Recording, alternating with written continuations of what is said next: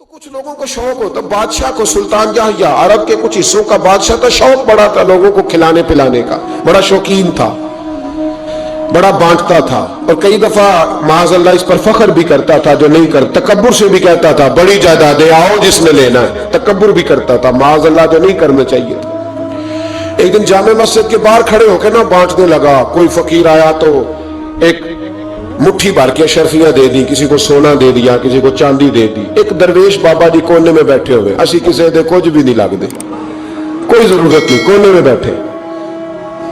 آپ یقین کریں، آپ تھوڑا سا رخ ادھر کریں، دنیا پیچھے پیچھے ہو جاتی ہے۔ اگر آپ پیچھے بھاگیں گے تو آگے دوڑ کے بھاگیں گے۔ یہ مزاج ہے قوم کا، کسی کا حال پوچھ لیں وہ بگڑ جاتا ہے، کہتا ہے مجھ سے کوئی کام ہوگا تبھی تو پوچھا ہے، اور آپ چپ کر جائیں، خاموش ہو جائے، یہ بھی بڑی مصیبت ہے کہ پیار کر لیں تو اس کا بھی نقصان دیکھنے میں آتا ہے۔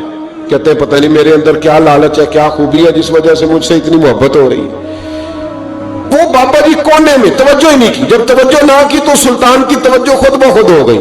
سلطان جہاں کہنے لگے بابا کوئی قابل توجہ آدمی ہے، سب لوگ لائنوں میں لگے ہوئے بھاگ رہے ہیں، بادشاہ ہے یہاں، تو شادی پہ کھانا کھل جائے تو بڑے بڑے امیروں کا پتہ چل جاتا ہے کہ بننے کیا لگا ہے۔ کہتے پتہ نہیں دوبارہ چھوٹے گوشت کی ٹرے آئے گی کہ نہیں آئے گی، اور اتنا سارا رکھ لیتے ہیں کہ المان والحفیظ۔ تو جب اس نے کہا شرفیاں، سونے، ہیرے، جواہرات، تو جو نہیں تھے فقیر وہ بھی لائنوں میں لگ گئے، لیکن وہ فقیر پھٹے پرانے کپڑے، سانو تخت ہزارے دی لوڑ کیے، نالے کی لگے شہر بمول دے نال، اسی اپنی بال کے سیکنے، سانو کی لگے کسی اور دے نال۔ اور اقبال نے اس کی تشریح کی، اقبال کہنے لگے ہوا گو تند و تیز ہے لیکن چراغ اپنا جلا رہا ہے۔ ہوا گو تند و تیز ہے، تیز ہوا میں چراغ نہیں جلتے، ہوا گو تند و تیز ہے لیکن چراغ اپنا جلا رہا ہے۔ وہ مرد درویش حق نے جس کو عطا کیے ہیں انداز خوش روانہ، فرماتے ہیں جسے اللہ نے بے نیازی دے دی، لالچ سے دور کر لیا، وہ کسی کی پرواہ، وہ اپنا چراغ جلاتا ہے، اپنی مٹی پہ چلنے کا سلیقہ سیکھو، سنگ مرمر پہ چلو گے تو پھسل جاؤ گے۔ وہ بابا بیٹھا ہے تو بادشاہ کہنے لگا اسے بھی بلاؤ، بابے کو بلایا، کہنے لگا تجھے کچھ نہیں چاہیے؟ بابا کہنے لگا چاہیے تو بڑا کچھ، پر تجھ سے نہیں چاہیے۔ کہا کس سے چاہیے؟ فرمایا اس سے چاہیے جو دے کے حساب نہیں پوچھتا، بغیر حساب دیتا ہے، اس سے چاہیے۔ کہنے لگا نہیں، دروازہ کھلا ہے، تو بھی لے لے۔ بابا کہنے لگا میں لے تو لوں پر تو دے کچھ نہیں نہ سکتا۔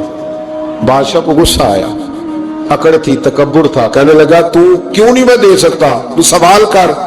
تو بابے نے ساتھ والے فقیر سے لکڑی کا کالا پیالہ پکڑا، ہوتے میں فقیروں کے پاس مانگ، لکڑی کا کالا پیالہ، تو کہا لو دے دو کچھ۔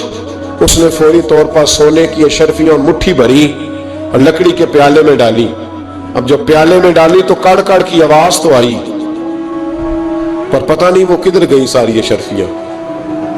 دوسری مٹھی ڈالی تو پھر کڑ کڑ کی آواز آئی، پر اشرفیاں کدھر گئی کوئی پتہ نہیں چلا۔ تیسری، چوتھی، پانچویں، بابے کا پیالہ خالی کا خالی، 2 دفعہ بھی، 4 دفعہ بھی۔ یہ بادشاہ لوگ ضدی ہوتے ہیں، مانتے نہیں جلدی، کیونکہ انہیں کسی نے بتا دیا ہوتا ہے نا سارا کچھ تم ہی ہو۔ اس نے کہا میں بھی ضدی ہوں، پیالہ بھر کے چھوڑنا ہے۔ ایک بوری منگا لی، دوسری منگا لی، تیسری منگا لی۔ بابا خوش ہے، مطمئن ہے، چلو ڈالو، تم نے کہا تھا ملیں گی۔ اب وہ مٹھی ڈالتا، کبھی اشرفیاں، کبھی ہیرے، کبھی چاندی، پر پتہ نہیں کدھر جاتی۔ بالآخر آہستہ آہستہ بیک ہونے لگ گیا۔ وزیر کہنے لگا بادشاہ پیچھے سے بوریاں ختم ہو گئی ہیں، اب نئی منگانے لگیں گی، پیچھے کوئی چیز بھی نہیں، ختم ہو گیا سارا کچھ۔ انسان کسی کو کیا دے سکتا ہے؟ کیا ہاں وہ انسان بڑا نوازتے ہیں جن کے پاس خزانے بھی اللہ کے دیے ہوئے ہوتے ہیں، وہ نوازتے ہیں لوگوں، وہ نوازتے۔ کہا تو کیا دے سکتا ہے؟ بادشاہ جب تنگ آ گیا نا بادشاہ، تو گھوڑے سے نیچے اتر آیا اور بابے کے پیروں میں بیٹھ کے کہنے لگا بابا یہ پیالہ ہے کس بلا کا نام؟ نیچے کون سا کنواں ہے کہ جو کنواں جو نیچے گراتا ہی جاتا ہے اور جو بھرتا ہی نہیں ہے؟ تو اب بادشاہ کا ہاتھ رکا تو بابے نے پیالہ چھوڑ دیا اور بڑا قیمتی لفظ کہا۔ بابا کہنے لگا بادشاہ یہ انسانی خواہشات کا پیالہ ہے، یہ انسان کی خواہشوں کا پیالہ ہے، یہ لالچ کا پیالہ ہے۔